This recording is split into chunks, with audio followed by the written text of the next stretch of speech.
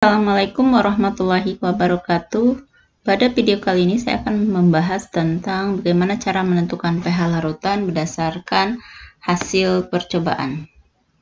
Ya.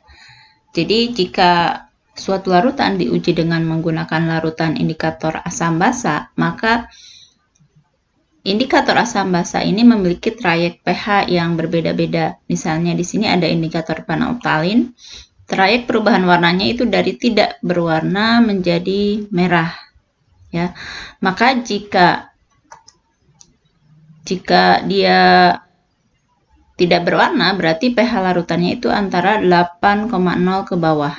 Sementara jika berwarna merah, berarti pH-nya di atas atau sama dengan 9,6 ke atas, ya. Kemudian ada bromtimol biru, biasa disebut dengan BTB. Trayek perubahan warnanya itu dari kuning menjadi biru. Jadi jika warnanya larutannya jika diuji dengan BTB berwarna kuning, berarti pH-nya 6,0 ke bawah atau kurang dari atau sama dengan 6,0. Sementara jika berwarna biru, berarti pH-nya 7,6 ke atas. Nah, bagaimana kalau di antara ini? Nah, antara kuning dan biru hijau. Jadi kalau warna suatu larutan diuji dengan BTB berwarna hijau, berarti pH-nya antara 6,0 sampai 7,6. Nah, jika metil merah berwarna merah, berarti pH-nya 4,2 ke bawah, kalau kuning di atas 0,62. Ya, begitupun dengan indikator yang lainnya. Ya, misalnya suatu larutan diuji dengan diuji dengan larutan indikator, ternyata dengan metil merah berwarna kuning, ya.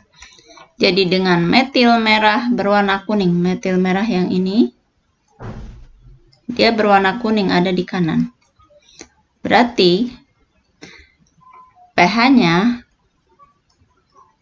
itu lebih dari sama dengan 6,2 karena ada di kanan. Ya, berarti pH-nya 6,2 ke atas.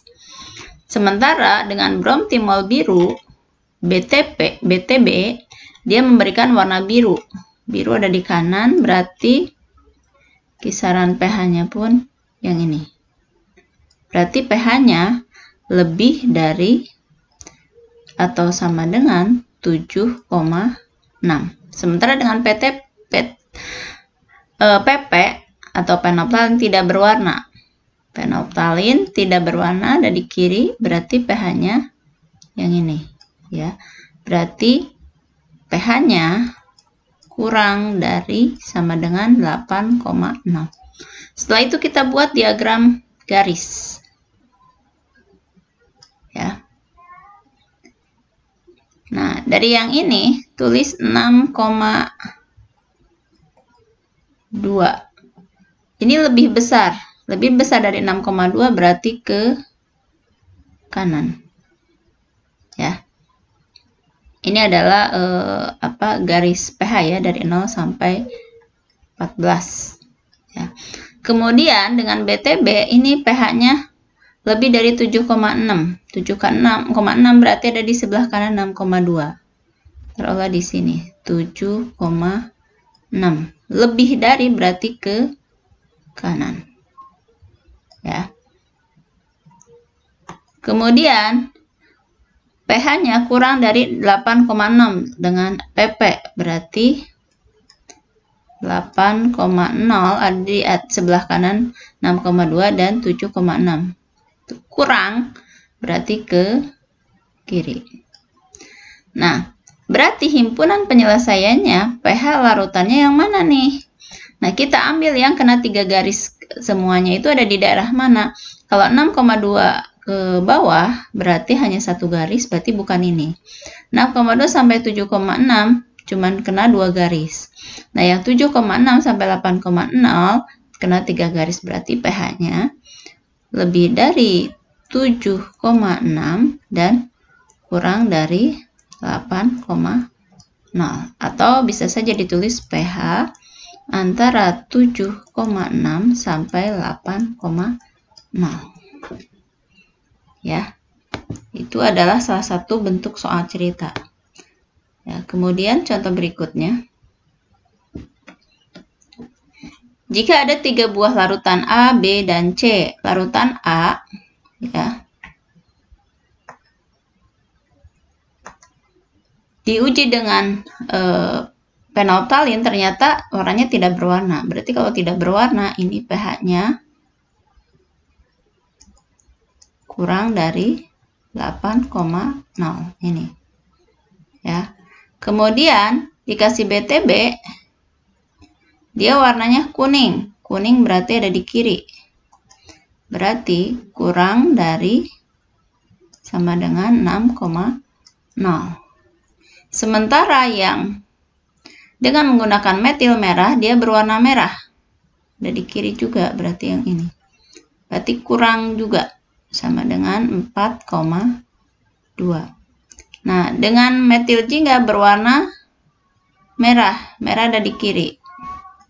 Berarti pH ini kurang dari 3,1. Ini pH ya. Nah, setelah itu kita buat diagram garis. Untuk yang larutan A. Yang pertama ini 8,0. Kurang berarti arahnya ke kiri. Karena nilai yang kurang dari 8,6 ada di kiri. Kemudian yang ini kurang dari 6,0. 6,0 ada di sebelah kiri 8,0. 6,0.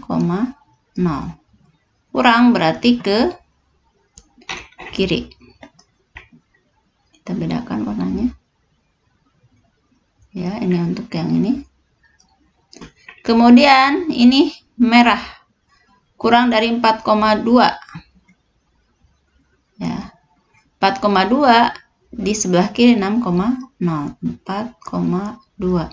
Kurang berarti ke kiri. Ya.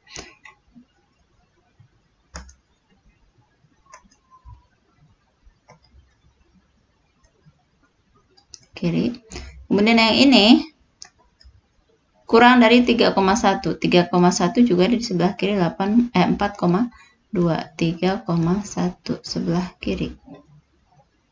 Nah, karena ini menggunakan 4 larutan indikator, berarti mana yang kena 4-4-nya? Yang kena 4-4-nya adalah yang ini. Berarti ini himpunan penyelesaiannya, berarti pH kurang dari sama dengan 3,1. Oke. Demikian untuk cara menentukan kisaran pH dengan menggunakan beberapa larutan indikator.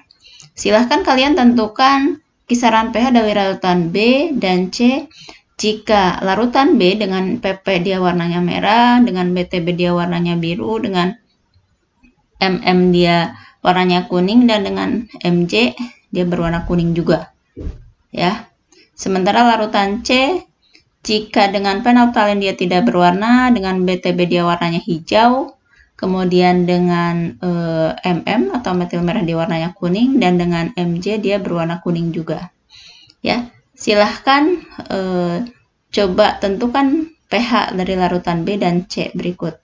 Terima kasih atas perhatiannya.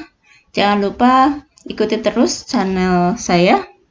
Semoga bisa menambah pengetahuan kimia dan semakin mudah memperdalam ilmu kimia. Terima kasih. Assalamualaikum warahmatullahi wabarakatuh.